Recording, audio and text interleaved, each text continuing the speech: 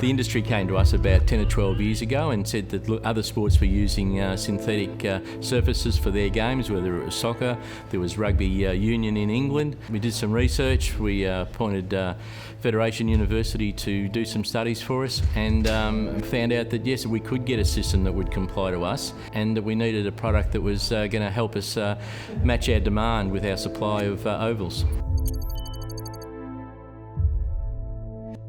When we were asked our approach to explore it as an option for Australian football and cricket, we first looked at or reviewed what the other sports were doing. So there was standards in existence for FIFA, for rugby union, etc.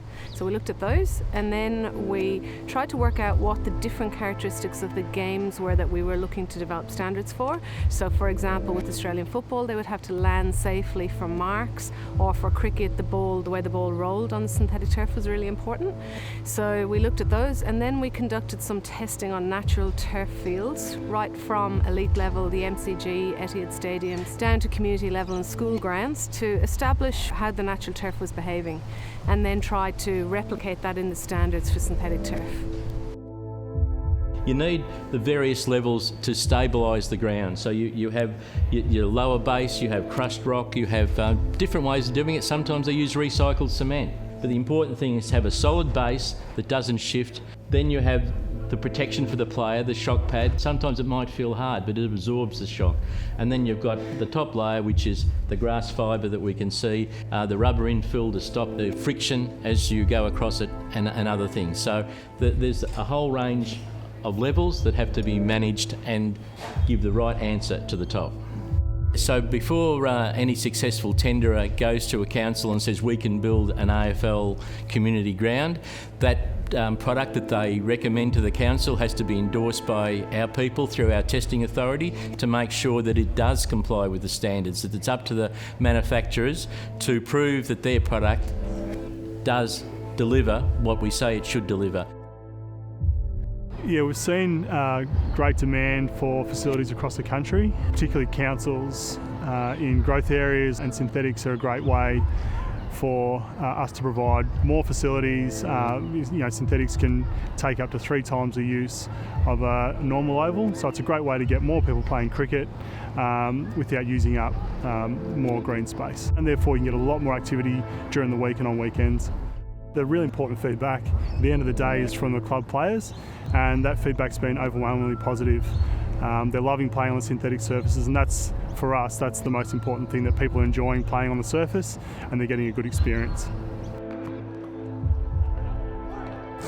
I really like it. I think it's the closest synthetic surface I've experienced to grass. Obviously it's handy having it inside. It feels a lot like grass when you're running, when you're kicking, and I really enjoy the surface. So initially I was a bit unsure of what the ground would be like. I was a bit concerned whether my boots wouldn't dig into the turf very well, or whether it'd just be too hard to feel. But my boots, the studs grip really well into the turf. Did a few tackling drills as well where your body's striking the ground and it absorbed the energy really well. I wasn't sore or anything after it. So yeah, those aspects of it were really positive. When we first experienced it, we weren't too sure what to expect, to be honest. We're expecting obviously the ball doesn't roll or it's going to be too quick to play cricket on, but it's perfect. You can't complain. Like, you get value for shots and it's easy to dive on, fielding's perfect. So yeah, you couldn't ask for anything better. Well, the ball playing true, obviously. The run-ups, that's a big deal. Being a bowler, having a smooth run-up makes a massive difference as a bowler. Makes it a lot easier to pick it up, and you've got a lot of confidence in your fielding. For the umpires, it is fantastic. We've been hearing thunderstorms, hailstones and everything. The kids are still out there running around and really enjoying it. They get wet, but there's no mud, and that's a perfect thing, and a lot of the parents are wrapped with that. It's fantastic. It's really good. We can train on it all through the season. We don't have any issues with the wetness or slipping over or any dangerous aspects of it. It's great from a point of view. We can wear any sort of footwear.